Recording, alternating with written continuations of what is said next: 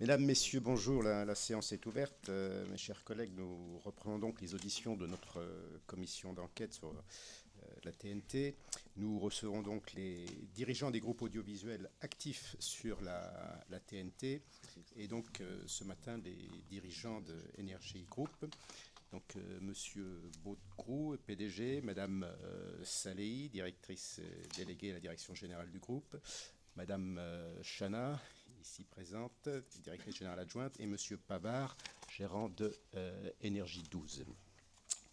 Je vous remercie de prendre le temps de répondre à notre invitation. Donc, le groupe dispose de 2 autorisations d'émettre sur la TNT.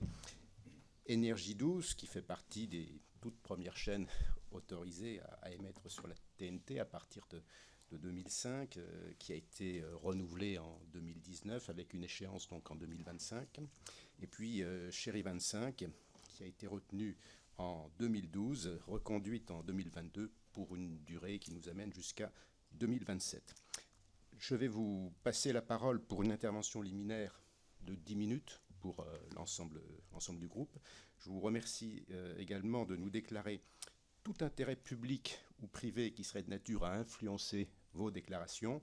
Et je vous rappelle évidemment, comme on le fait à chaque fois, que l'article 6 de l'ordonnance du 17 novembre 1958 relative au fonctionnement des assemblées parlementaires impose aux personnes auditionnées par une commission d'enquête de prêter serment, de dire la vérité, toute la vérité, rien que la vérité.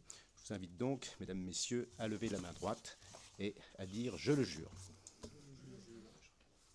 Je vous remercie. Vous avez donc la parole pour ce propos liminaire d'une dizaine de minutes pour nous expliquer la situation, les perspectives du groupe, et puis nous en viendrons par la suite aux questions de programmation et de renouvellement de l'autorisation d'émettre. Je vous laisse la parole.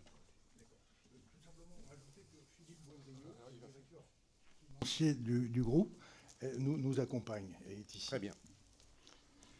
Monsieur le Président, Monsieur le rapporteur, Mesdames et Messieurs les membres de la Commission et députés, notre Commission a souhaité nous entendre dans le cadre de son enquête, et c'est bien volontiers que nous répondons à cette demande.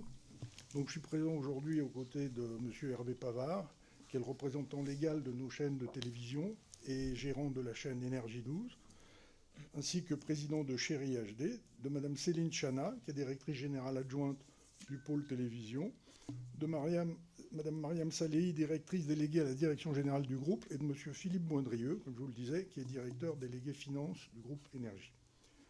Je souhaiterais brièvement vous présenter notre groupe, Énergie Group, qui est coté sur le marché Euronext à Paris. Énergie Group est présent dans le paysage audiovisuel depuis plus de 40 ans, en radio et en télévision, depuis l'origine de la TNT dès 2003, et pour mémoire, même en 1986, avec la chaîne nationale et gratuite TV6, que nous avons exploitée aux côtés de Gaumont et de Publicis pendant une année.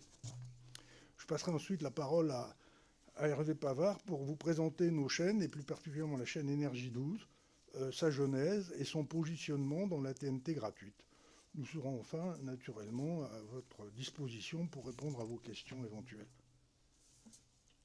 Alors voici plus de 40 ans que le groupe Énergie, que j'ai eu l'honneur de créer, à partir d'un petit studio d'habitation de 25 mètres carrés, début de Chaumont. Et c'était l'époque des radios libres, effervescentes. Et donc le groupe que je préside aujourd'hui trace son sillon dans le secteur de l'audiovisuel en s'inscrivant dans une stratégie de développement à la fois audacieuse et pérenne. Ces atouts nous ont permis de développer un groupe multimédia indépendant. L'histoire du groupe Énergie, c'est celle d'un groupe de médias qui est né avec les radios libres, comme je vous le disais, et qui a développé 4 réseaux radiophoniques: Énergie, Chéri FM, Nostalgie et Rire et Chanson. J'espère d'ailleurs que certains d'entre vous sont auditeurs ou auditrices, et qui s'adressent à des publics très divers et rassemblent chaque jour plus de 10 millions d'auditeurs en France. Énergie est la première marque radio internationale, présente dans 17 pays, faisant ainsi rayonner nos marques et le savoir-faire français à l'international. C'est l'un des pionniers de la TNT, avec Énergie 12, lancée en 2005, puis Chéri 25 en 2012, qui réunissent ensemble chaque jour 7 300 000 spectateurs, sans compter la chaîne 100% musicale Énergie Hit, qui est présente sur l'univers du CAPSAT. Le groupe a par ailleurs contribué avec son opérateur de diffusion Towercast, qui est aujourd'hui la principale alternative à l'opérateur dominant TDF, à construire le réseau de la TNT et à diffuser les services de télévision sur le territoire national. Au-delà des enjeux particuliers sectoriels, la TNT et plus largement la diffusion dite en broadcast représente un enjeu de souveraineté nationale dans un secteur bousculé par les plateformes et géants du numérique qui ont pu pénétrer le marché français sans aucune barrière à l'entrée.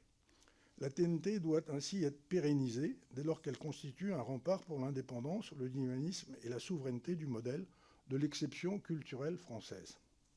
La TNT, mode de diffusion plus écologique, est également garante de gratuité et d'anonymat, proposant ainsi aux Français une offre télévisuelle régulée, gratuite, riche et plurielle. Le groupe Énergie dispose enfin d'une situation financière solide, sans endettement, fruit d'une gestion prudente. Son chiffre d'affaires s'est élevé en 2022 à 380 400 000 euros et son résultat opérationnel courant à 45 800 000. Pour votre parfaite information, le chiffre d'affaires 2023 sera publié ce soir après bourse. Mais c'est surtout une force vive de plus de 1500 collaborateurs, dont plus de 600 collaborateurs en région et plus de 200 à l'international. Et si vous me le permettez, je souhaiterais saluer leur engagement et leur implication. Je suis très fier d'eux.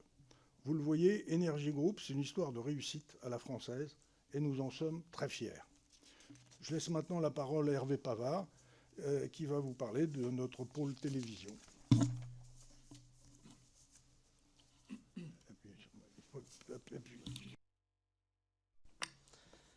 Monsieur le Président, Monsieur le rapporteur, Mesdames, Messieurs les membres de la Commission et députés. Énergie 12 a été autorisée le 10 juin 2003 dans le cadre de l'appel à candidature du 24 juillet 2001. La chaîne a débuté en TNT en 2005 et est passée en haute définition en 2016. Comme les autres chaînes autorisées en 2005, l'autorisation de Énergie 12 a été prorogée en 2012 pour 5 ans en contrepartie d'un engagement de couverture supplémentaire du territoire national.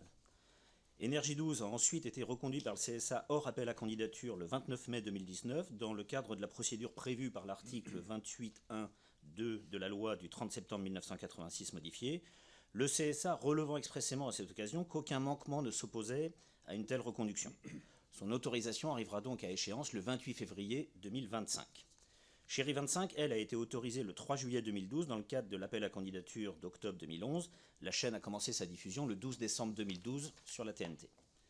Chérie 25 a ensuite été reconduite par l'ARCOM hors appel à candidature le 9 mars 2022 dans le cadre toujours de la disposition de l'article 28.1-2 de la loi de 86 modifiée.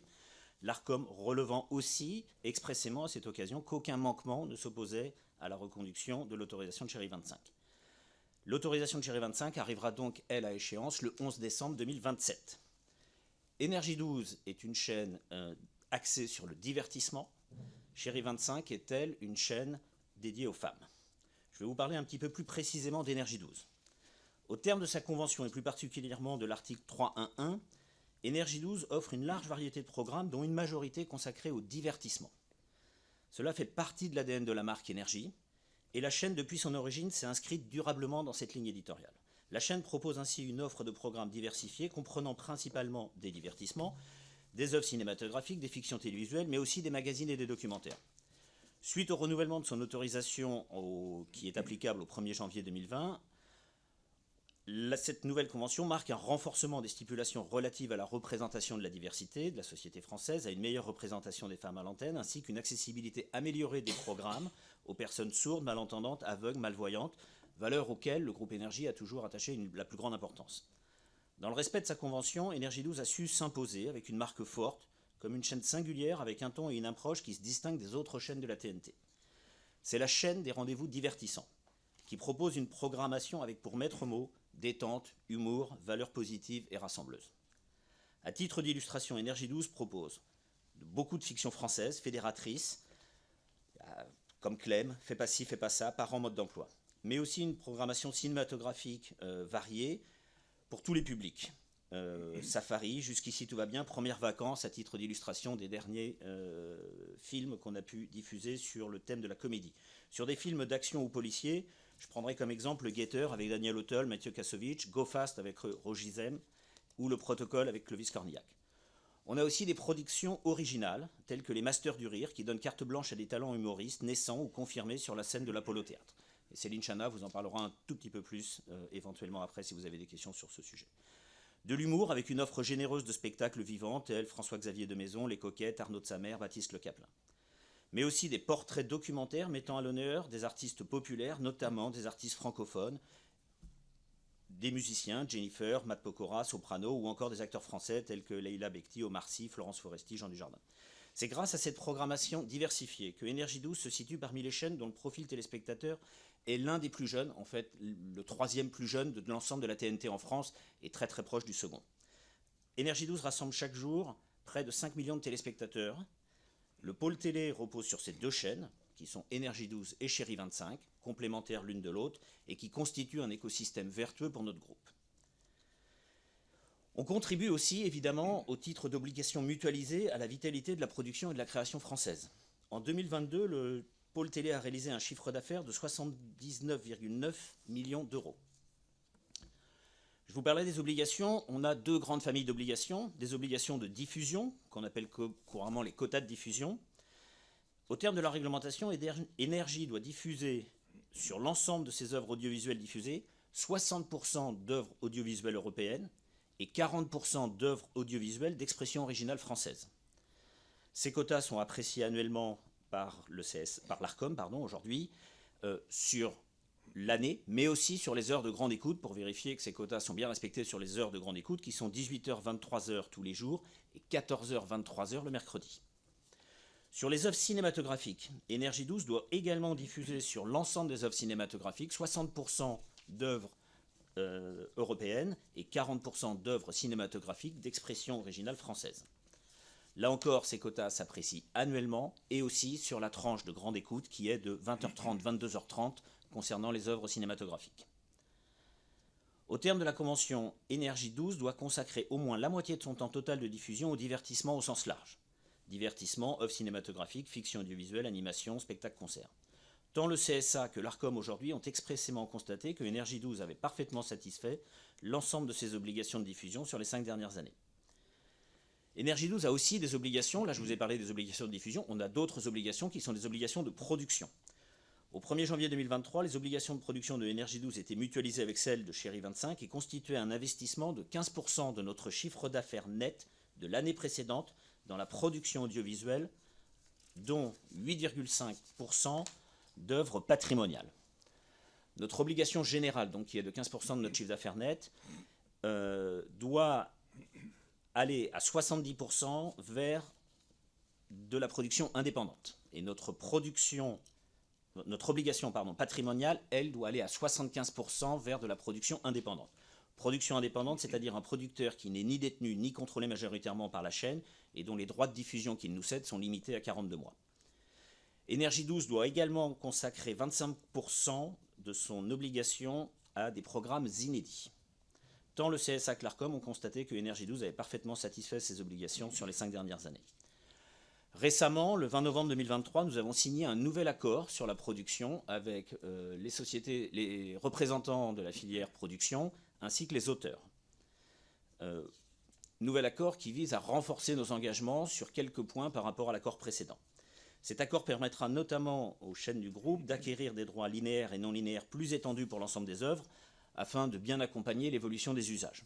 Dans le cadre de cet accord, nous sommes toujours à 15% de chiffre d'affaires net de l'année précédente investi dans la production audiovisuelle, mais désormais c'est 9% au lieu de 8,5% que nous investissons dans la production d'œuvres audiovisuelles patrimoniales. Et 72,5% de notre obligation générale contre 70% auparavant qui sont consacrés à de la production indépendante. Cet accord renforce aussi l'engagement du groupe sur ces deux chaînes Énergie 12 et Chérie 25 au titre de la production d'inédits. L'ARCOM vérifiera en 2024 la bonne exécution de cet accord, puisqu'il est valable cet accord sur 2023, donc c'est dans le bilan 2024 que l'ARCOM pourra vérifier qu'on a bien tenu nos engagements. Énergie 12 doit aussi consacrer 3,2% de son chiffre d'affaires annuel net à la production d'œuvres cinématographiques, dont 2,5% d'œuvres d'expression originale française. En conclusion, j'aimerais vous dire que le groupe Énergie croit pleinement au modèle de la TNT gratuite, qui est toujours largement plébiscité par les Français, et dans lequel Énergie 12 et Chéri 25 ont toute leur place et participent pleinement au pluralisme et au financement de la création. Ainsi, depuis l'origine, Énergie 12 et Chéri 25 ont déclaré au titre de leurs obligations de production 178 millions d'euros d'investissement dans la production. Et votre commission, je crois, a auditionné des producteurs et vous avez pu noter l'importance qu'ils apportent, qu'ils attachent à la diversité des éditeurs dans ce domaine. Dans un paysage marqué par le développement ces dernières années des plateformes, la TNT conserve toute son importance en offrant une offre audiovisuelle équilibrée tant en termes de diversité, de thématiques et qui aussi est régulée. La TNT conserve son attractivité, offrant une réception gratuite, anonyme, de nombreuses chaînes sur l'ensemble du territoire.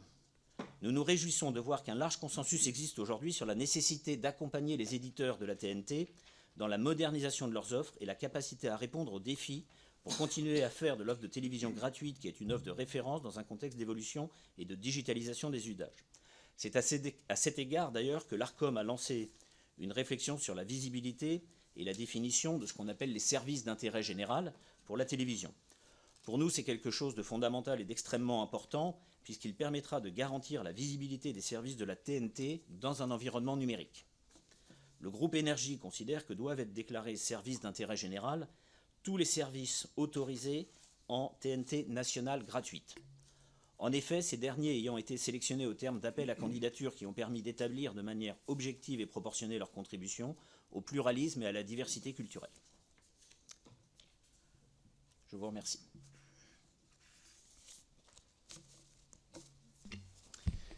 Je voudrais maintenant aborder dans un premier temps l'aspect modèle économique de la TNT, et notamment de vos chaînes. Ensuite, nous aborderons la question des contenus. Monsieur Baudecroux parlait du chiffre d'affaires et du résultat opérationnel du groupe. Je voudrais revenir sur les chiffres des deux chaînes, d'Énergie 12 et Chéri 25. Confirmez-vous qu'elles demeurent déficitaires à ce jour, et comment vous expliquez que vous n'ayez jamais pu atteindre cet objectif de rentabilité?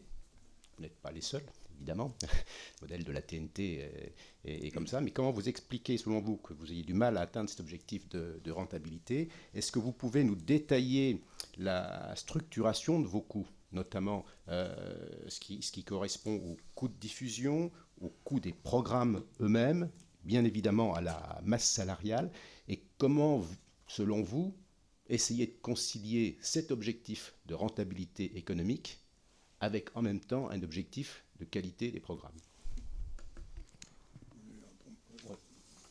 Je vais m'efforcer de répondre le plus précisément possible à vos différentes questions.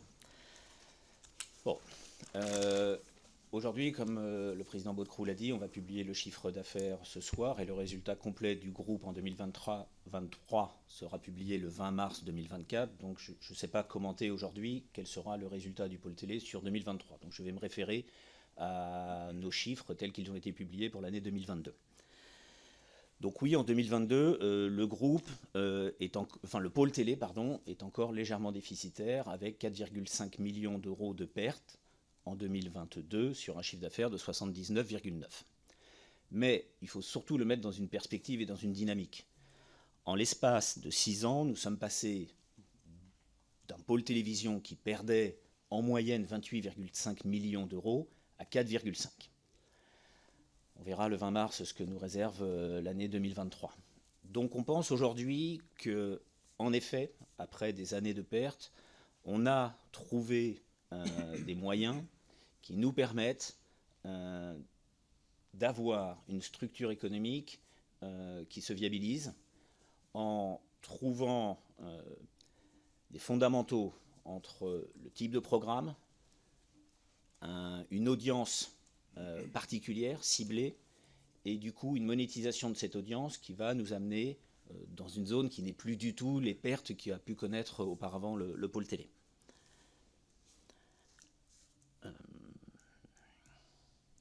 Voilà. Après, vous me parliez de la répartition des coûts. Donc là aussi, sur l'année 2022, le coût des programmes représentait 47% des charges du pôle télévision. Les coûts de diffusion, 16%. Encore une fois, on est favorable à la couverture quasi universelle du territoire métropolitain en TNT. C'est un coût. Donc pour nous, c'était 16% de nos charges qui étaient consacrées à la diffusion. Nous avions une charge de personnel qui représentait 11% de nos charges totales. On avait des redevances versées aux organismes de gestion collective pour les auteurs, les compositeurs, etc., qui représentaient 5% et qu'on sort du coup de grille parce que ce n'est pas directement de l'argent qu'on verse aux producteurs, mais on le verse à des organismes de gestion collective. Ensuite, nous avions des charges intragroupes pour 7%, qui sont les services mutualisés que nous utilisons, que ce soit l'informatique, la comptabilité, les bâtiments, etc., au sein du groupe. 4% qui étaient des taxes. Et enfin, 10% de charges diverses du fonctionnement d'une entreprise normale. Donc voilà, pour vos deux premières questions, je pense les avoir couvertes. Ensuite, sur comment on va faire à l'avenir avec cette base-là. Bon. Nous, encore une fois, on pense que le coût de grille est quelque chose qu'aujourd'hui on réussit à maîtriser. Une audience, mais Céline pourra vous les détailler après, où on a réussi à augmenter notre audience sur, en particulier, le public jeune concernant Énergie 12 et à maintenir un leadership très très fort sur les femmes sur Chérie 25 et que ça nous permet d'avoir sur 2022 un chiffre d'affaires qui compense quasiment nos charges et on pense que ces fondamentaux-là, on va réussir à les maintenir. Ai-je répondu à l'ensemble ou est-ce que vous voulez une précision sur quelque chose ? Oui, c'est-à-dire que vous confirmez que vu le modèle économique de la TNT qui s'impose aux différents éditeurs, vous êtes dans l'obligation d'essayer de réunir un public le plus large possible et donc d'avoir un format qui évolue vers des chaînes plus généralistes et moins thématiques.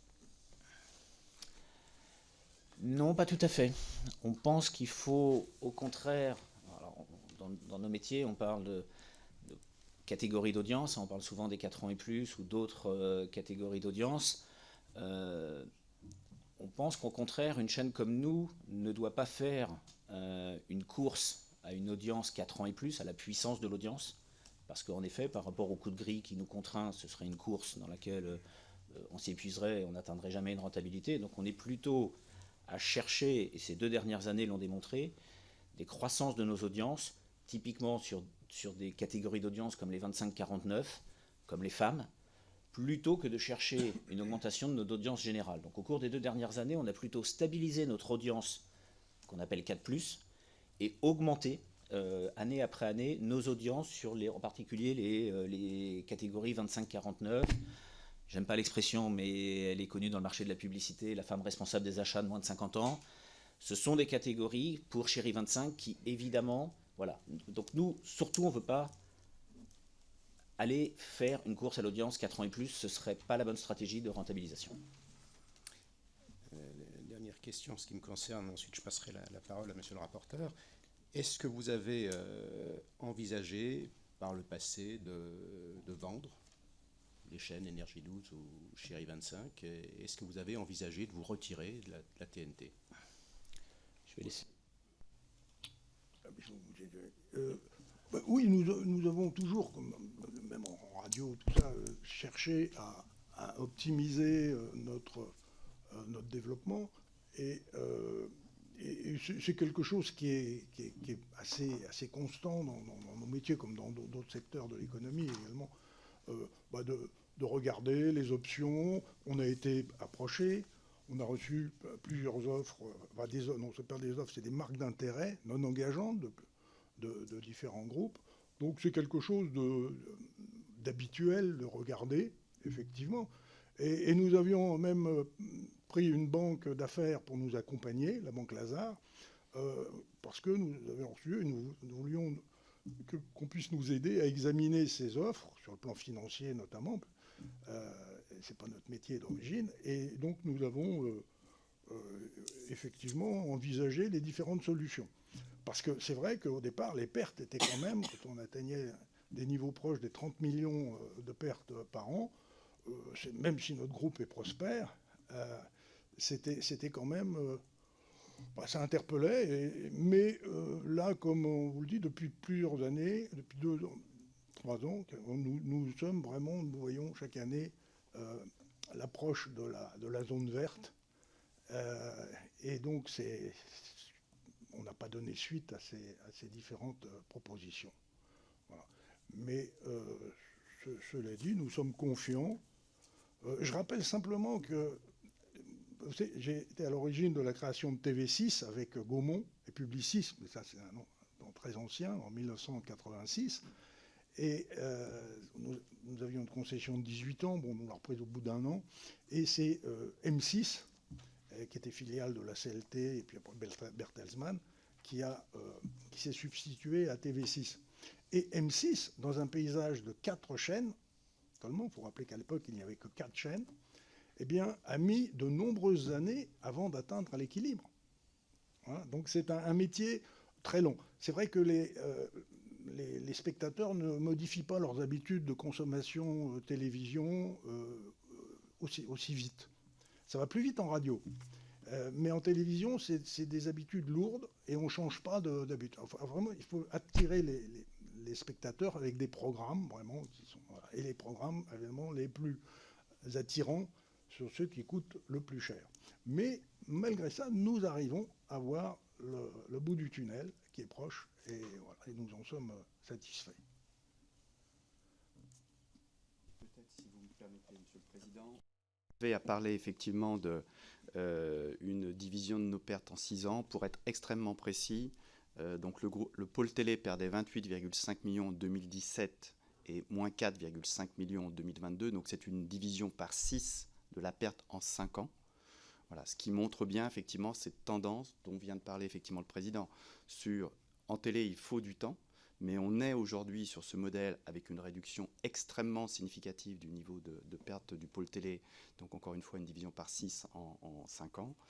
Et on voit en plus que ce mouvement, il est continu. Je veux dire, ce n'est pas tout d'un coup en 2022, la perte elle a diminué. Non, quand vous prenez les résultats du pôle télé, vous avez cette tendance que l'on retrouve au fil des années avec une perte qui se réduit, ce qui nous donne effectivement ce sentiment de confiance de la tendance sur laquelle on s'inscrit. Donc vous confirmez bien que vous avez eu non seulement des marques d'intérêt, mais des offres. Quels étaient le montant de ces offres ? Monsieur le Président, si je puis me permettre, juridiquement, ce sont des marques d'intérêt, ce sont des offres indicatives non engageantes, pour une précision juridique de la terminologie. Ce sont vraiment des offres indicatives, non engageantes, non contraignantes. Merci, Monsieur le Président.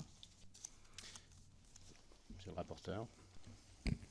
Merci, Monsieur le Président. Merci à chacun d'entre vous pour vos prises de parole.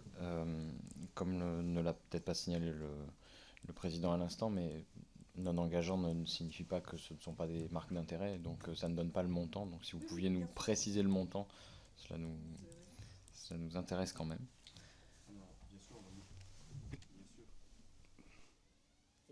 Voilà, pardon. Oui, bien sûr, on va vous donner les montants. C'est important, effectivement, malgré tout, cette précision. Une marque d'intérêt non engageante, on connaît effectivement la valeur des montants qui sont indiqués dans ce tel type de marque d'intérêt. Je veux dire, c'est vraiment des offres indicatives et c'est comme ça qu'il faut les prendre.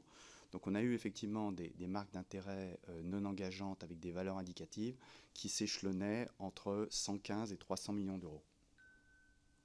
Mais j'insiste, il y a une grosse différence entre la valeur qu'on voit dans des marques d'intérêt et des valeurs que l'on peut retrouver derrière lorsqu'on parle de cession. Je comprendrais que vous ne vouliez pas détailler pour chaque groupe qui aurait manifesté son intérêt. Est-ce que vous pourrez nous faire parvenir une liste de ces marques d'intérêt et comme ça on aura les montants précis. Voilà. Donc, je comprends la difficulté à atteindre la rentabilité. Le fait est que dans la candidature initiale de Chéri HD, le projet était d'atteindre l'équilibre d'exploitation 4 années après l'autorisation, soit en 2016. De fait, on en est encore loin, puisque même si les coûts, la réduction des coûts, semble-t-il, permet d'approcher la zone verte, comme vous nous le disiez. On ne l'a toujours pas atteint, enfin vous ne l'avez toujours pas atteint.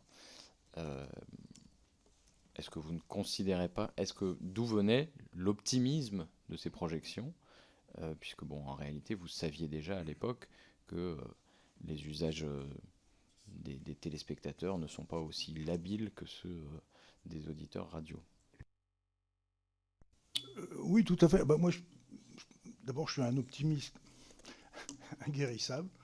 Et puis surtout, c'est que il n'y avait pas de raison, parce que radio et télévision sont deux médias très complémentaires. La radio est encore plus forte quand sa régie peut commercialiser, sa régie commerciale peut commercialiser de la télé, et on arrive avec une offre puissante. On parlait des 25-49 ans. Notre groupe est la première offre commerciale de France sur les 25-49 ans en radio. Et donc l'apport de nos chaînes sur les 25-49 ans aide aussi à la vente de la radio. Donc c'est très vertueux pour nos radios et pour nos télévisions. Alors effectivement, ça prend du temps. Là, en télévision, c'est beaucoup plus lourd parce que c'est un métier plus de coût variable, alors que la radio est un métier de coût fixe. Et ça dépend évidemment des sommes que vous investissez dans les programmes. Mais je suis très très confiant maintenant sur l'atteinte du point d'équilibre à brève échéance. Je pense qu'on est sur la bonne voie.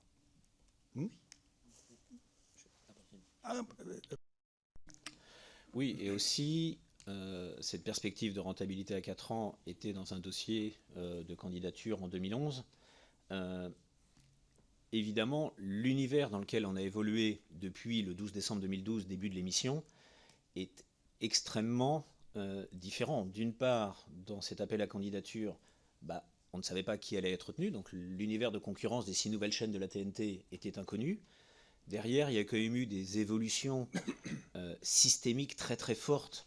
La part de réception qui était faite à travers des boîtiers ADSL n'était pas du tout celle qui est aujourd'hui. Et d'un seul coup, les Français, et ça c'était quelque chose qui avait commencé, mais dont il était difficile d'imaginer la profondeur, l'offre élargie, ce qu'on appelait l'offre élargie, à l'époque c'était le CAPSAT, et d'un seul coup, l'ADSL qui a pénétré tous les foyers, puis la fibre, ont donné une offre élargie à tout le monde.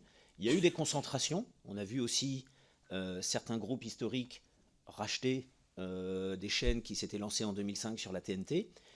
Et puis, je vous parlais de la pénétration des boîtiers FAI, mais derrière, il y a aussi l'explosion des usages qu'on appelle VOD ou SVOD sur Internet en 2011, où en était Netflix, où en était Amazon, où en était... Souvenez-vous, à l'époque, on louait des films sur des portails en louant pour une soirée un film. Donc on a des usages qui ont été extrêmement différents. Ça a probablement contribué en effet à cet écosystème qui a été moins favorable à l'atteinte de la rentabilité à 4 ans que Jean-Paul décrivait comme l'optimisme qui pouvait prévaloir en 2011.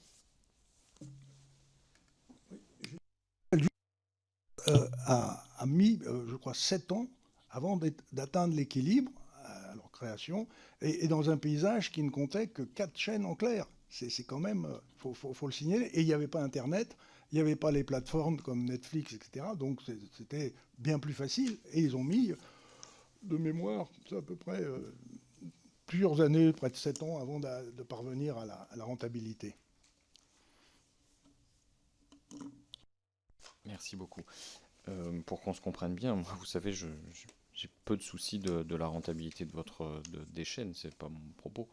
Ce qui est mon propos, c'est de savoir si votre optimisme aujourd'hui est mieux fondé que celui que vous manifestiez dans la candidature de 2012. Donc, en l'occurrence, vous m'expliquez que M6 a mis 7 ans à devenir rentable. Vous le saviez déjà quand vous avez candidaté. Donc, le paysage, lui, était changeant. Vous auriez pu motiver votre candidature avec des projections plus proches de la réalité. C'est ça qui m'intéresse. Ouais. Je serais le maître du monde là, si j'arrivais à... Mais cela dit, je suis très confiant, encore une fois, nous approchons de la zone verte, et c'est vrai que bon, on a mis du temps, on a été patient, mais la télévision, encore une fois, ça je l'ai découvert, c'est un métier de très longue haleine. Merci.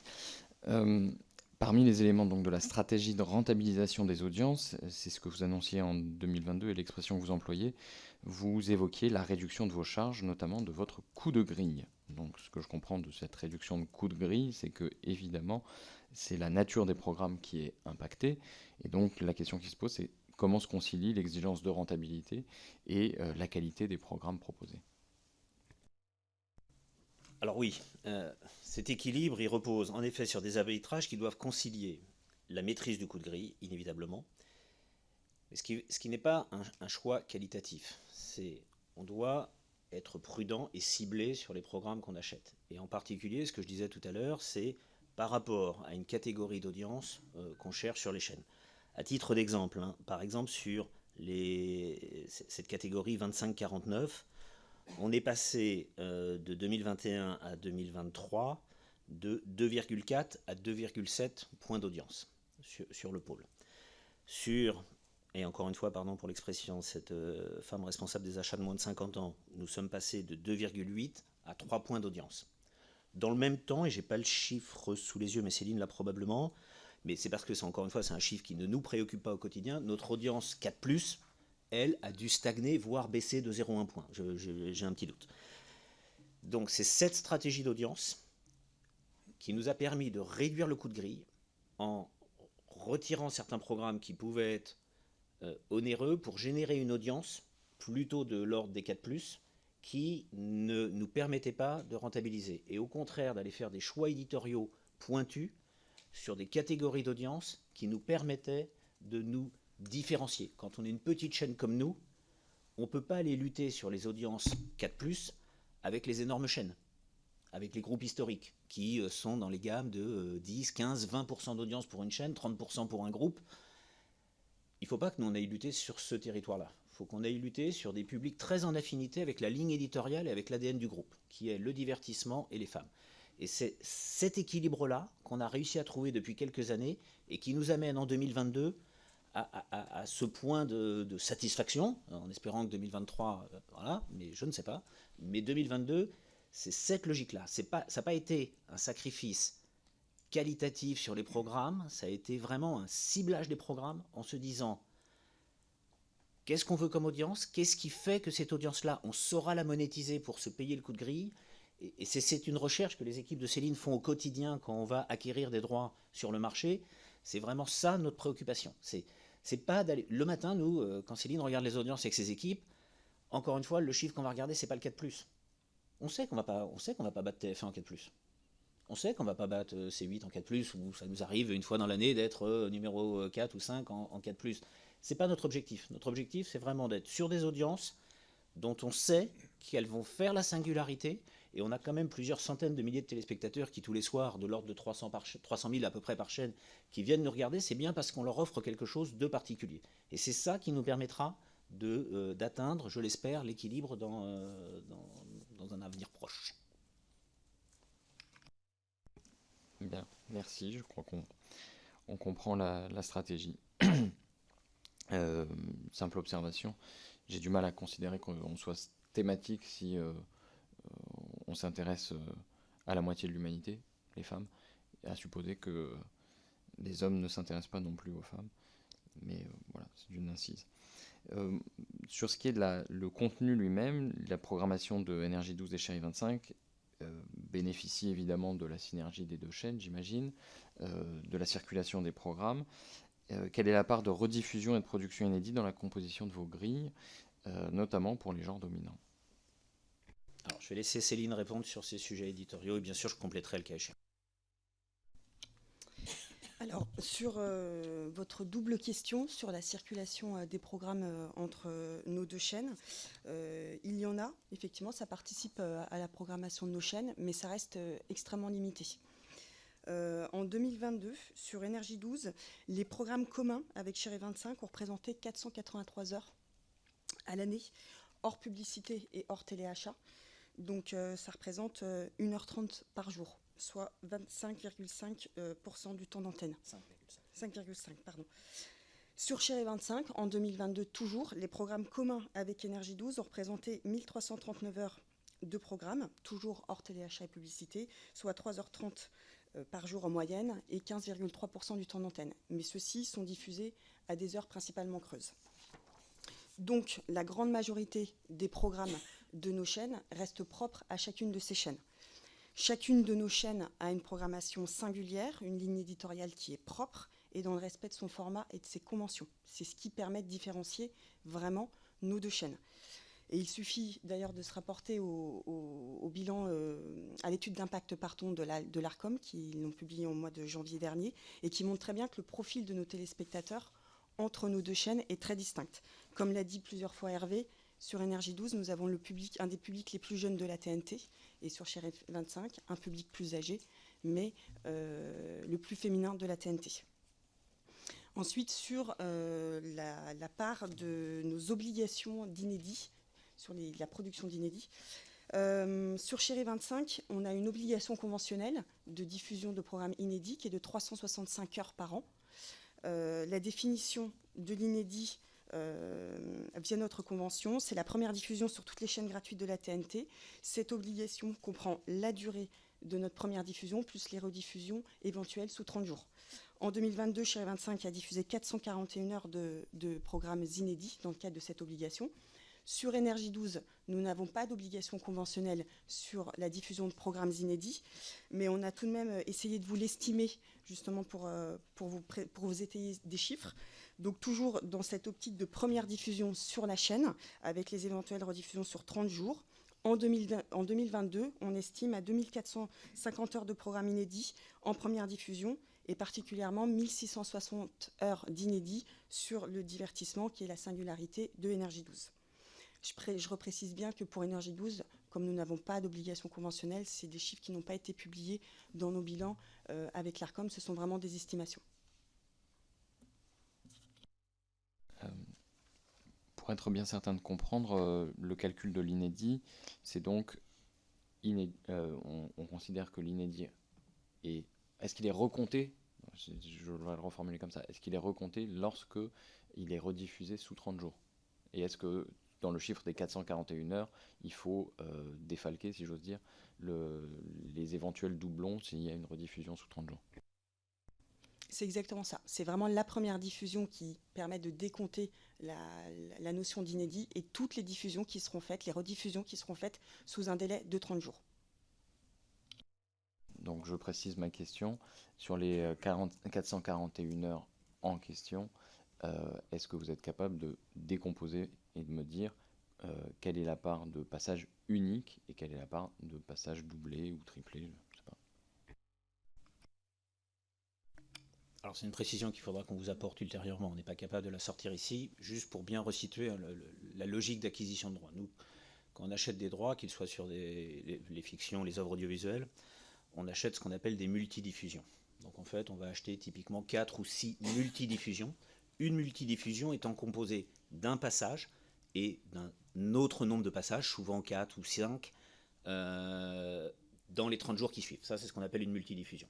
Et là, dans le calcul qu'on a fait, en effet, comme vous l'avez dit, monsieur le rapporteur, ce que nous demande de faire comme communication l'ARCOM dans nos bilans annuels, ce qui concerne Chérie 25, c'est bien le volume de la première multidiffusion. Donc si on le diffuse 5 fois, une œuvre qui durerait 1 heure va compter 5 heures, puisqu'on l'a exposée 5 fois en 30 jours. Si je vous ai bien écouté, on a un nombre d'heures d'inédits pour Énergie 12 qui est beaucoup plus important que pour Chérie 25. Alors, le chiffre qu'on a communiqué est en effet plus important, mais ce sont 2 définitions différentes. C'est-à-dire qu'il y a une définition conventionnelle dans notre convention qui lie Chérie 25 avec l'ARCOM pour Chérie 25. Nous n'en avons pas pour Énergie 12. Donc, on a, pour essayer de répondre le plus précisément à votre question, sur Énergie 12, on a pris... Alors, c'est pas par rapport aux diffusions, c'est par rapport à c'est quoi un inédit. Là, on a considéré sur Énergie 12 que ce qui était inédit, c'est la première fois que Énergie 12 diffusait ce contenu. Contrairement à la règle conventionnelle qui est sur Chérie 25, qui est la première fois que ce contenu est exposé en TNT. Voilà. On peut, si vous le souhaitez, là aussi, mais honnêtement, on a passé beaucoup de temps à traiter les bases de données ces derniers jours pour essayer de sortir le chiffre, parce qu'il y a ceux qui sont dans nos bilans, bah ça, on a des processus qui font qu'on les sort tous les mois pour alimenter nos bilans, puis il y a les chiffres qui ne sont pas dans nos bilans. Et typiquement, savoir sur Énergie 12, c'est pour ça qu'on n'a pas pu le calculer, je n'ai pas, moi, l'information dans notre base de données de savoir si ce contenu a déjà été exposé par une autre chaîne de la TNT. Ça, je ne le sais pas.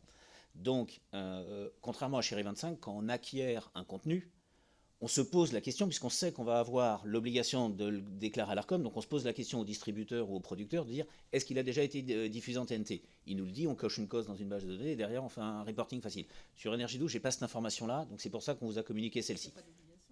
Non, parce qu'il n'y a pas d'obligation, voilà, c'est ça. Ouais. Donc, encore une fois, si vous nous laissez quelques semaines, on pourrait apporter cette précision. Merci beaucoup. A priori, si vous n'y êtes pas obligé, il n'y a pas de raison que on soit plus royaliste. Oui, je comprends.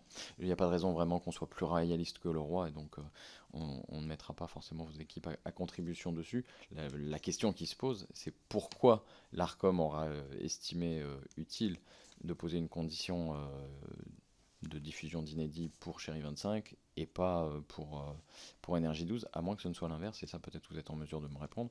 C'est vous qui avez, dans la candidature, évoqué la possibilité des inédits plutôt que l'ARCOM, puisque autant que je sache, les appels à candidature de l'ARCOM ne portaient pas de critères. Non, honnêtement, je ne sais pas répondre, je n'étais pas en poste dans le groupe à l'époque des dossiers de candidature, donc ça demandera là aussi à regarder ce qu'on avait mis dans nos dossiers de candidature. Ouais. Ok, ouais. Faut qu'on regarde les dossiers de candidature. Est-ce que c'était des propositions spontanées qu'on a fait dans les dossiers de candidature ou pas? Honnêtement, je suis incapable de le dire de tête. Merci beaucoup. Oui, ce sera intéressant de voir si c'est l'ARCOM qui a proposé ou a suggéré des critères, ou si c'était spontané. Pour rentrer un peu dans le détail des obligations spécifiques d'Énergie 12, une en particulier est marquante. Les clips musicaux figuraient parmi les genres qui devaient principalement composer l'offre de programme, et en réalité, il n'en a plus été diffusé à partir d'août 2008, malgré les regrets du CSA à l'époque. Comment avez-vous obtenu que le régulateur finalement supprime cette exigence dans votre convention à l'occasion de la reconduction de votre autorisation en 2019 ? Alors, je me permets d'apporter une petite précision, y compris dans la convention initiale d'Énergie 12, ce n'était pas une exigence. C'était un des types de programmes qui étaient listés, mais sur lequel il n'y avait pas d'exigence ou de quota de diffusion. Donc, Énergie 12 n'a jamais été conventionné par le CSA en son temps comme une chaîne musicale. C'était un des genres qui était diffusable sur la chaîne. Et, encore une fois, si on essaie de se replacer dans un contexte d'il y a bientôt 20 ans, en 2005, pour des chaînes qui se lançaient sur la TNT, d'un réseau TNT qui ne couvrait pas encore 97% de la population française, qui avait une montée en charge aussi sur le réseau de diffusion. Diffuser des vidéoclips, surtout quand on est une chaîne qui s'appelle Énergie 12, ça avait du sens. Mais il y a plein d'usages qui ont changé, et en particulier, là aussi, l'arrivée d'Internet au bout de quelques années. Souvenez-vous, ça a été quand même parmi les premiers contenus que tout le monde qu'on a commencé à pouvoir voir de la vidéo. Souvenez-vous, avec les modems qui faisaient du bruit quand on se connectait sur Internet et qui nous coûtaient cher. Ça a été les premiers genres qu'on a été voir, qui ont été disponibles, qui ont été mis parce que c'était des formats courts et que c'était à l'époque quasi impossible pour des questions économiques ou techniques de regarder un long métrage sur Internet. Ces formats courts étaient consommés. Donc, pour nous, il est apparu à la fois, on va dire, un manque de singularité de ce contenu qui devenait disponible sur d'autres réseaux. Et puis, les vidéoclips sur une chaîne, ça ne crée pas une audience très très forte. Donc on a préféré investir sur d'autres types de programmes, de la fiction, des divertissements, voilà. Ensuite, comme vous le disiez, en 2020, quand on a renégocié la convention, on a échangé avec le CSA pour voir si on pouvait retirer de cette liste de programmes qui n'était pas exhaustive et qui n'était pas une obligation, si on pouvait la retirer.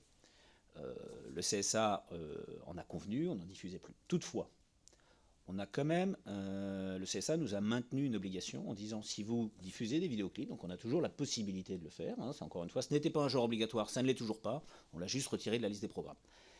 Si demain on diffuse des vidéoclips, on garde un engagement de diffuser, je prends mes notes pour pas dire de bêtises, 20% de la programmation de vidéo-musique, d'expression française et de nouveaux talents ou de nouvelles productions. Donc on a dit, ok, si demain on a un concept, on a une émission, voilà, nous ou un producteur qui vient sur nos antennes avec des vidéoclips, on aura quand même cet engagement de... évidemment, on garde l'obligation 40-60 européen, expression française, mais en plus, on aura 20% dédié aux jeunes talents.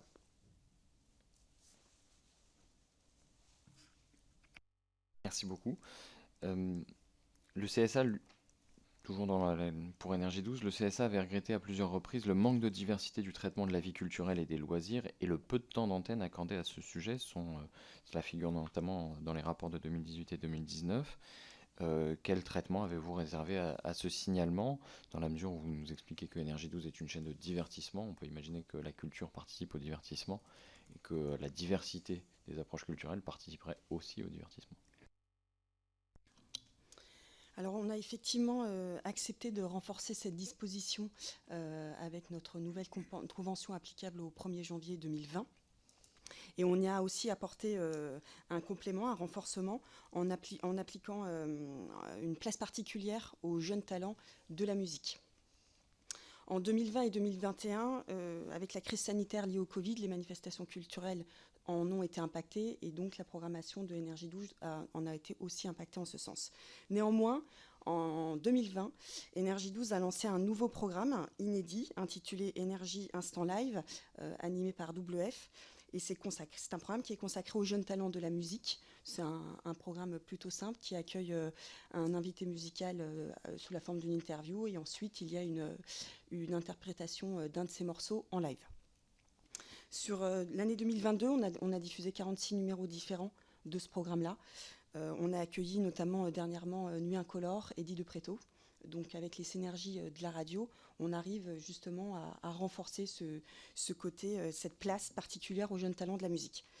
Par ailleurs, on diffuse également toujours le programme Énergie 12M qui traite de l'actualité musicale et cinématographique et également aussi des spectacles d'humour.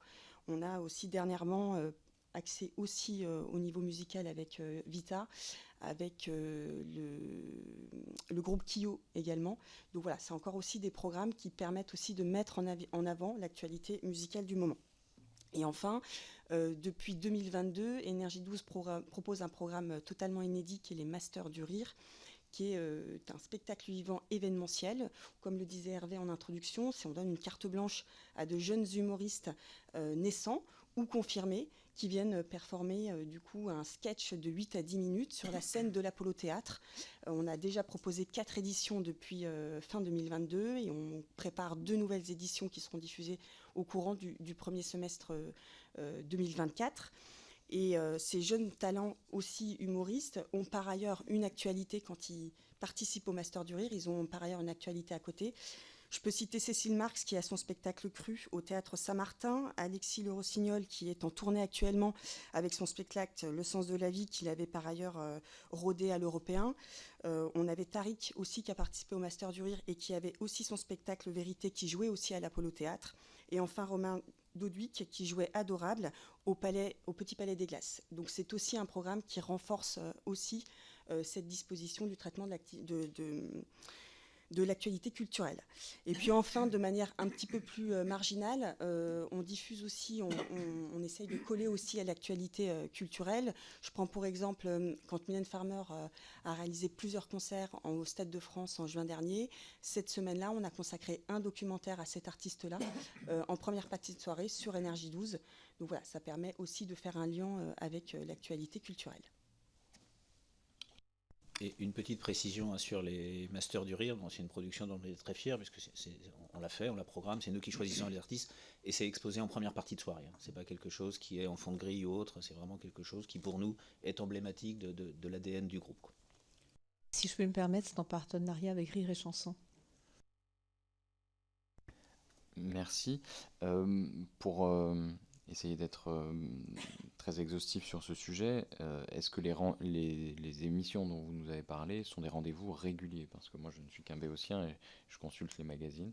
Et je ne vois pas un événement régulier qui serait une émission musicale, culturelle, spécifique. Je vois des séries avec 8 épisodes d'affilée, mais je ne vois pas de rendez-vous culturel grand public ou même un peu pointu, je ne sais pas.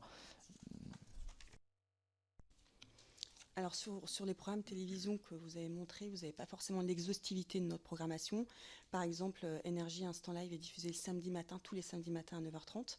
Ensuite, pour les Masters du Rire, c'est quelque chose qui est une production qui est difficile entre guillemets à mettre en place, puisqu'il faut qu'on aille chercher de jeunes talents, des artistes. Donc il faut que nos équipes aillent voir pas mal de spectacles de stand-up à Paris pour faire cette programmation. Donc c'est pour ça qu'on ne peut pas se permettre, on aimerait pouvoir en présenter davantage dans notre grille, mais c'est un programme qui est important pour nous à faire et dont la programmation notamment des jeunes artistes est très importante pour nous. Il faut aussi les convaincre de venir se présenter en prime time sur Énergie 12, donc c'est un travail de longue haleine et on préfère privilégier le temps de bien préparer ces émissions pour offrir le meilleur programme possible. Mais c'est quand même un très beau programme qu'on puisse proposer en première partie de soirée, ce que ne font pas forcément nos concurrents. Donc Énergie Instant Live, samedi matin, 9h30. C'est pas ce que j'ai. Mais bon, c'est la chaîne qui fait voix. Hein. Il faudra que je regarde les programmes. Évidemment, je ne peux pas regarder la totalité. Mais vous feriez bien d'informer les éditeurs de presse. Pour ce qui est de Chérie 25, la convention prévoit une programmation composée majoritairement de magazines et de documentaires. Alors l'obligation est respectée, toutefois la répartition entre magazines et documentaires pose question, puisque les magazines représentent 99,5% et les documentaires 0,5% de ces deux genres dominants. Est-ce que vous ne pensez pas, comme moi, que la formulation composée majoritairement de magazines et de documentaires laisse plutôt penser qu'on aura une parité de genre entre les deux? Alors effectivement, les chiffres que vous venez d'indiquer sont pour l'année 2020. Mais cet indicatif a fluctué quand même pendant des années. Si je prends une année un petit peu plus récente, l'année 2022 en l'occurrence, nous étions à 28% de documentaires et 72% de magazines.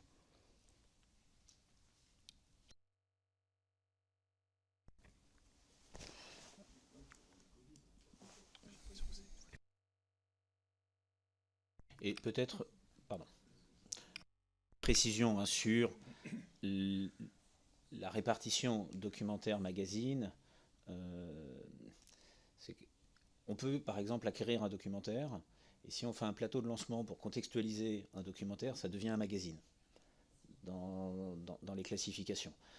Étant donné que nous n'avons pas de sous-compartiment dans notre quota entre magazine et documentaire, voilà, on peut des fois déclarer, on a trouvé d'autres exemples si jamais ça vous intéresse, mais nous, on peut avoir des choses, c'est pas une classification qui est absolue. Voilà. Et comme nous, on va pas, honnêtement, peut-être qu'il y a des années où on a déclaré un peu trop dans un genre ou dans un autre genre, parce que, voilà, on fait 60 secondes de lancement sur un plateau avec un présentateur ou un journaliste qui va expliquer le contexte du documentaire qui est derrière, ça devient un magazine. Voilà, pour information. Si bien que après le rappel à l'ordre, j'ai envie de dire, de l'Arcom, si c'est un rappel à l'ordre, en tout cas le signalement que l'Arcom avait fait sur ce sujet, vous avez peut-être pu chercher à rentrer dans le détail et à distinguer entre ces genres de formats ou c'est vraiment l'effet d'une stratégie différente, vous avez décidé d'acquérir plus de documentaires qu'auparavant? Alors non, en aucun cas c'est une volonté de jouer sur les chiffres. Encore une fois, notre obligation c'est un genre majoritaire, document plus magazine. Donc notre obligation et ce sur quoi l'Arcom pourrait venir, c'est sur la somme des deux. Donc jouer sur l'un plutôt que l'autre, c'est pas notre sens. Non, c'est aussi, encore une fois, on est sur un marché d'acquisition de droits et de production un petit peu, qui fait que quand on acquiert quelque chose, on se pose la question de se dire comment on va le mieux l'exposer. Il y a des documentaires qui, pardon de l'expression, tiennent tout seuls, on va les diffuser, tout va bien, et il y a des documentaires sur lesquels on estime qu'un plateau de lancement, qu'on peut réaliser nous-mêmes, ça a été le cas sur un certain nombre d'émissions, ce plateau de lancement va enrichir le programme, et du coup on le fait. Donc c'est quand même très dépendant du contenu qu'on va acheter. Et le coût de production de l'un et de l'autre, magazine, documentaire, on se situe comment? L'un est beaucoup plus cher que l'autre, beaucoup moins? Alors, pas forcément. En fait, ça dépend surtout de plusieurs critères. En fait, les prix, que ce soit des prix d'acquisition ou de préachat, ils varient en fonction de la durée, en fonction du lieu, de la complexité du tournage, en fonction des intervenants, en fonction s'il y a des images d'archives ou non. Donc, pour vous donner un ordre d'idée sur l'année 2022-2023, à titre indicatif, sur de l'acquisition ou du préachat de magazines ou de documentaires, nous étions sur une fourchette allant de 40 000 euros jusqu'à 95 000 euros. Et pour l'acquisition, entre 4 multidiffusions si c'est de l'acquisition, et on peut monter jusqu'à 8 multidiffusions si c'est du préachat. Mais après, nous, on produit peu, effectivement, directement. On fait appel soit à des producteurs pour du préachat, soit auprès de distributeurs pour de l'acquisition. Donc, on n'a pas forcément une vision globale des coûts de production précis de ces programmes-là. Merci. Sur les rappels à l'ordre, si je puis dire, de l'ARCOM, sur les 5 derniers exercices, 2018-2022, le CSA ARCOM est intervenu à 4 reprises concernant un programme en particulier, CRIM, avec ses différentes déclinaisons, en avril 2018, en mai 2018, en juin 2019 et en mars 2022. La première fois, il s'agissait d'évoquer l'obligation d'honnêteté et de rigueur dans l'utilisation des images. La deuxième fois, le respect des droits de la personne, notamment le droit au respect, de la vie privée. Le respect des dispositions de l'article 3 de la délibération du 18 avril relative à l'honnêteté et à l'indépendance de l'information et des programmes. Et le 30 mars 2022, la dernière fois, sur le respect des préconisations adressées aux éditeurs en janvier 2013 concernant l'évocation des affaires judiciaires. Pour ces différents... donc on voit là qu'on a un sujet assez récurrent sur ce programme. Quelles dispositions ont été prises depuis et pourquoi n'ont pas été prises auparavant, apparemment, pour que l'ARCOM n'ait plus à vous rappeler à l'ordre?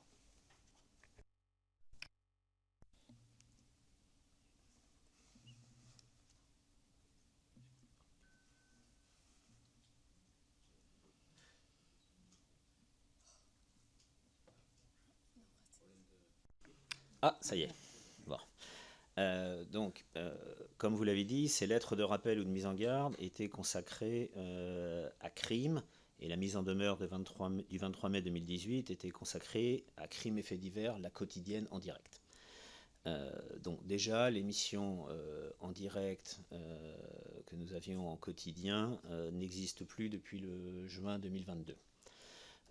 Et le programme crime, lui, nous n'en avons plus commandé depuis au moins 18 mois ou 2 ans, c'est l'ordre d'idée. Donc aujourd'hui, on diffuse un stock que nous avions acquis il y a quelques années, et comme il nous reste des multidiffusions, et comme toute entreprise qui a un stock, on continue à en diffuser aujourd'hui sur Chéri 25, plus du tout sur Énergie 12.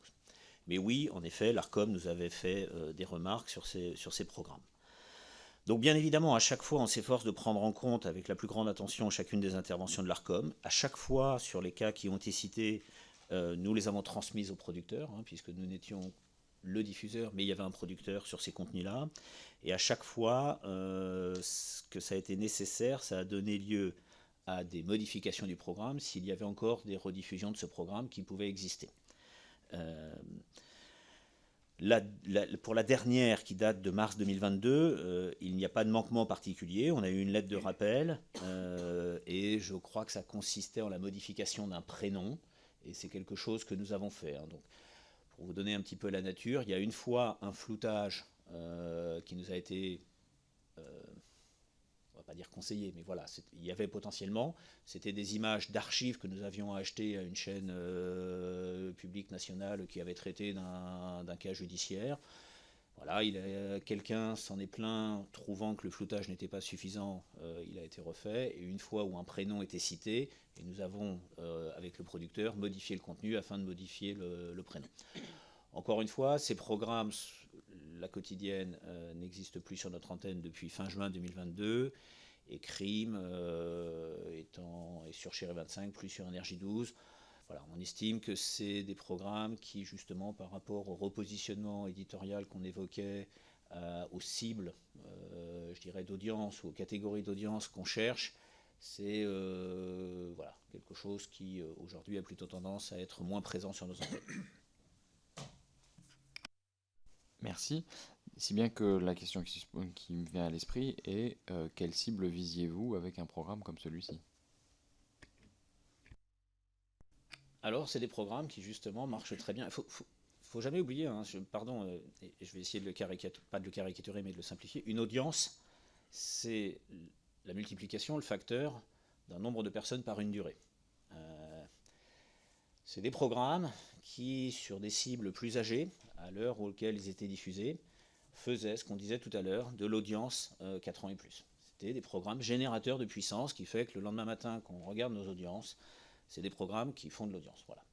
En 4+, parce que quand on fait une émission, la quotidienne, qui était à 12h30, ou voilà, à 12h30, c'est une typologie de public qui voilà, va prendre 1 heure, 1 heure et demie et rester devant la télévision à cette heure-là, et ça fait de la puissance. Et aujourd'hui, ça ne correspond plus tout à fait à notre stratégie, comme je l'ai évoqué en début de session.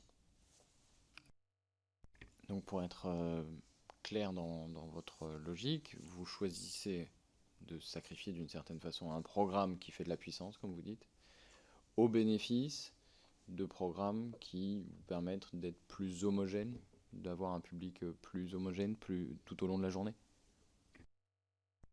Je dirais pas plus homogène, mais en tout cas, oui, dans nos choix aujourd'hui. Alors, c'est des mouvements longs, encore une fois, parce que y a des habitudes de consommation, il y a des stocks de contenu que nous avons. Mais oui, aujourd'hui, on essaye d'avoir dans notre choix de programme une affinité sur Énergie 12 auprès des publics jeunes. Et d'ailleurs, Énergie 12 a rajeuni, est l'une des seules chaînes de la TNT au cours des 3 dernières années. J'ai plus le chiffre en tête, mais on a rajeuni. Passé de 56 ans à 50 ans. Voilà, quand la TNT a vieilli, je crois, de presque 2 ans, Énergie 12 a rajeuni de 3 ans. Donc, cette stratégie qu'on évoque, elle est validée par le public, et on voit bien qu'on a un public jeune, et qui plus est, parce qu'il y a 2 façons d'avoir une audience plus jeune, hein, c'est soit en perdant, on va dire, les plus anciens de nos audiences. Non, au contraire, on a réussi à ramener des jeunes devant la télévision. Donc voilà, ça pour nous c'est quelque chose qui est important, et c'est ça qui nous permet de développer cette stratégie de rentabilisation. Et sur Chéri 25, c'est toujours aller adresser le public le plus féminin possible. Si vous regardez encore une fois dans l'étude d'impact économique qu'a publié l'ARCOM en décembre, Chéri 25, 70% de public féminin, très loin devant toutes les autres chaînes sur cette cible-là.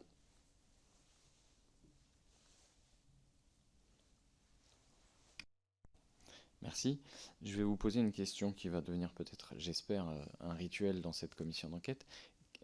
Comment définiriez-vous la télévision idéale, et qu'est-ce que la qualité en télévision? Je crois qu'on ne peut pas répondre à cette question. Je ne pense pas qu'il y ait une réponse. Je pense que ce qui fait la richesse de la TNT, c'est sa pluralité, et que chaque Français a le droit de répondre par lui-même à cette question et de trouver la qualité qui lui va. Je conçois tout à fait que pour certains, la qualité puisse être un très beau documentaire sur Arte, et que pour d'autres, la qualité, c'est s'asseoir devant la télévision, passer un bon moment de détente. Je ne me permettrai pas de répondre de façon doctrinaire à qu'est-ce que c'est que la qualité. Nous, notre métier, c'est d'offrir à un certain public un bon moment. On est un métier de divertissement, nous en particulier sur nos chaînes. Ce qu'on veut, c'est que les Français, quand ils s'assoient et qu'ils nous font l'honneur de regarder nos chaînes, qu'ils passent un bon moment. Voilà. Et je ne dis pas que c'est ça la qualité, et que ce que Arte fait quand il diffuse un très beau magazine, ce n'est pas de la qualité. C'est une qualité extraordinaire qu'ils peuvent diffuser à un public qui a envie de voir ça à un moment donné. Donc, je ne pense pas qu'il soit... En tout cas, moi, je ne me permettrai pas de répondre à c'est quoi la qualité. Il y a autant de qualité qu'il y a de Français ou d'habitants sur le territoire national qui vont regarder ces contenus-là, et chacun a le droit de mettre la qualité là où il le veut. Du coup, je vais décliner cette question sous un autre format. Je ne sais pas si vous avez des enfants, on va postuler que vous en auriez. Est-ce que vous laisseriez vos enfants regarder la chaîne que vous produisez? Combien de temps par jour, par exemple, et à partir de quel âge? Alors oui, je suis même... alors, ils sont un peu trop âgés aujourd'hui par rapport à à certains programmes qu'on diffuse. Mais oui, je serais plutôt très enclin et plutôt très fier de les voir regarder certains programmes qu'on diffuse. Après, encore une fois, bon, aujourd'hui, ce sont de jeunes adultes. Ils font leur choix. Et c'est très bien comme ça, dans un paysage qui est très divers. Mais oui, si votre question est de savoir si je serais inquiet de mettre mes enfants devant Énergie 12 ou Chérie 25, non, en aucun cas. Il n'y a aucun programme que nous diffusons aujourd'hui sur lequel je me dirais, pourvu que mes enfants ne le voient pas, à aucun moment. Je ne vais pas soumettre chacun d'entre vous à cette question qui est anecdotique. Une dernière question sans doute, si le président m'autorise. Il y a la question évidemment du renouvellement des autorisations qui se profile pour l'une des deux chaînes. Est-ce que vous pourriez nous confirmer qu'en 2011, lorsque le groupe a déposé 3 dossiers de candidature pour l'attribution de 6 chaînes, le CSA a demandé de préciser lequel de ces dossiers était prioritaire? Merci, monsieur le rapporteur. Alors, nous avions effectivement présenté 3 projets différents, My Energy, Nostal à télé et Chérie HD. Et pour être précis, nous avons revisionné les auditions publiques de l'époque, parce qu'on ne s'en rappelait plus. Et lors des auditions publiques, pour les dossiers My Energy le 5 mars 2012, Nostal à télé le 12 mars 2012 et Chérie HD le 14 mars 2012, la question de la priorité a été posée par des conseillers, effectivement à l'époque, du CSA, et ainsi que le président Michel Boyon. Ce que nous avions répondu, c'était que nous croyons bien sûr beaucoup à nos 3 projets, que nous aimions nos 3 projets, mais que le projet HD, Chérie HD, était le dossier prioritaire et notamment complémentaire. Et si vous me le permettez, monsieur le rapporteur, plus précisément lors de l'audition de Nostal à télé du 12 mars 2012, le président du CSA a posé la question suivante. À la lumière de la question que vient de vous poser monsieur Alain Méhard, ce que recherche avant tout le CSA, c'était naturel, mais sauf que la loi le dit aussi, c'est l'intérêt du public. Parmi les 3 projets que vous présentez, est-ce que l'on peut déduire de ce que vous venez de nous dire que c'est Chérie HD qui vous paraît le mieux répondre à l'intérêt du public et pas simplement à vos perspectives de développement économique? Et il a été répondu qu'il y avait le côté pour l'entreprise et puis pour le public. Effectivement, une chaîne à destination des femmes aujourd'hui manque sur l'offre de la TNT gratuite.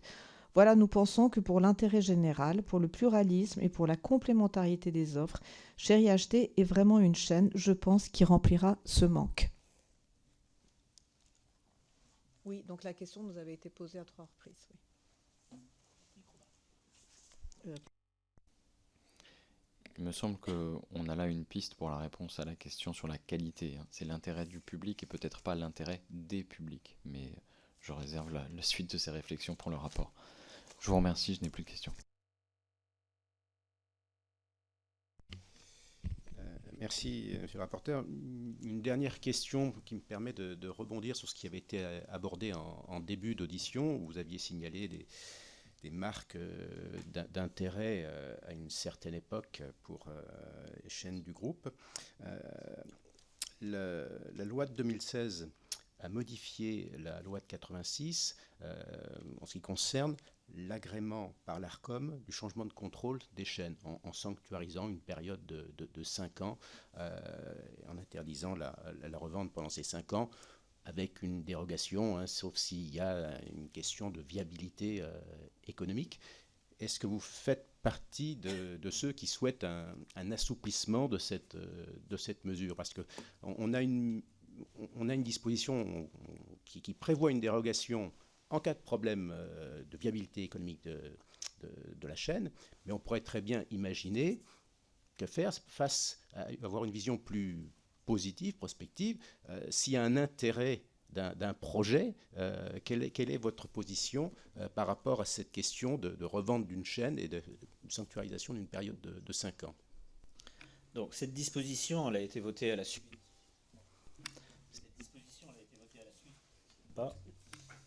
Merci. Donc je disais que cette disposition a été votée à la suite, on le sait, de la revente de la chaîne numéro 23 au bout de 2 ans. Et on comprend tout à fait que la loi avait pour objectif de prévenir les velléités spéculatives qui auraient pu être faites par certains éditeurs au moment où ils devenaient attributaires d'une ressource rare qui est la ressource hertzienne. Effectivement, nous faisons partie de ceux qui plaident pour un assouplissement, voire une suppression de cette disposition. Pourquoi ? Ça a déjà été dit devant le Sénat, qui avait parlé à l'époque d'une vitrification du secteur avec cette disposition. Parce que la loi nous semble avoir une portée trop générale et qui, quelque part, met sur un même pied des acteurs qui viennent d'arriver sur la TNT et des acteurs qui ont été présents depuis 20 ans. Donc c'est ça qui, pour nous, est ce caractère très général de la loi qui est un souci. D'autre part, on sait que l'ARCOM encadre les changements de contrôle de manière très stricte. Il y a le besoin d'aller demander l'agrément de l'ARCOM si jamais il y a le changement de contrôle d'un éditeur. Donc voilà.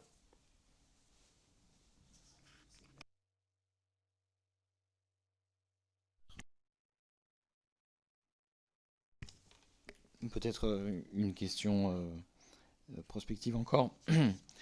Est-ce que vous avez bien l'intention de renouveler la demande d'autorisation de la chaîne ? Voilà. Et dans ce cas, est-ce que vous pensez que les obligations auxquelles pour l'instant la Convention vous soumet devraient évoluer et dans quel sens ?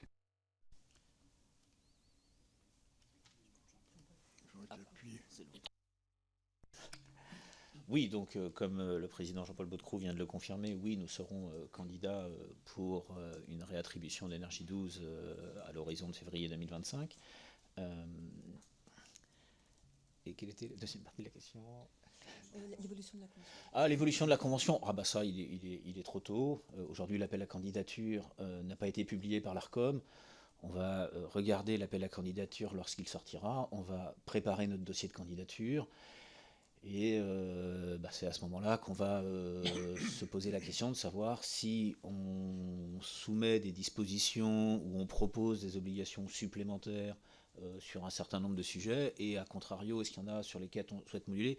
Aujourd'hui, honnêtement, c'est pas une question qu'on a travaillé à date, et ça va probablement être dans le trimestre ou le semestre qui vient, dans le cadre de l'appel à candidature. Dans ce cas-là, vous avez peut-être réfléchi à une procédure idéale de l'appel à candidature, même si vous n'avez pas la responsabilité de lancer cet appel à candidature. J'imagine que, outre le résultat idéal qui est de vous renouveler une autorisation, vous avez peut-être une idée sur la façon dont ça devrait se passer pour que ce soit idéal. Au risque de vous surprendre, non, on a l'habitude, je pense, les uns et les autres, d'avoir candidaté par le passé conformément à cette procédure. Donc on sent que notre énergie a préparé ce dossier. Est-ce qu'il y a une procédure idéale ? Bon, j'ai l'impression que même si on avait une réponse à cette question-là, elle serait vaine. Donc finalement, on va rentrer dans le cadre de la procédure qui lui-même est encadré par la loi. Et donc voilà, on va être un acteur responsable qui va répondre dans le cadre de la procédure et de la loi du mieux qu'il nous paraît.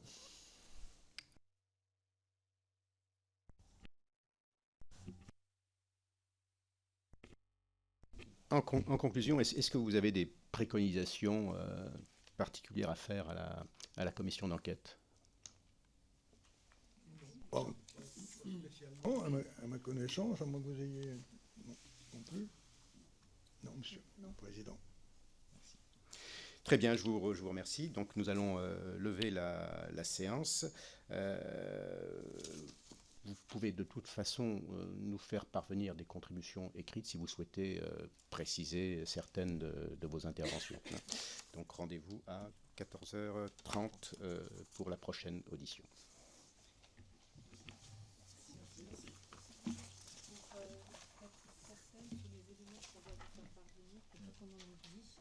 Donc, si vous envoyez les offres indicatives que l'on a reçues,